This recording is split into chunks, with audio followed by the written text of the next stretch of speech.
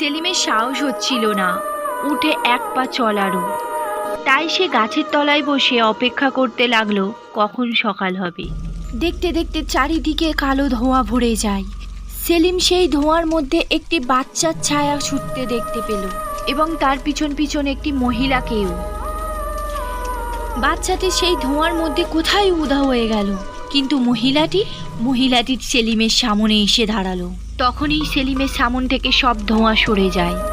সেলিম দেখল মহিলাটির চেহারা খুবই ভয়ানক। দেখে মনে হচ্ছে যেন অনেক বছর ধরে কোনো কবরেতে শুয়েছিল। সে ধীরে ধীরে সেলিমের দিকে এগিয়ে আসে। সেলিম যখন ভয়ে পিছনে হটতে থাকে তখন তার পা পিছলে খোদাই করা একটি কবরের মধ্যে পড়ে যায়।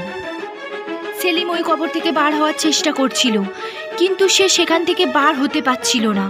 তার মনে হচ্ছিল কেউ যেন তার পিছন থেকে চেপে ধরে আছে।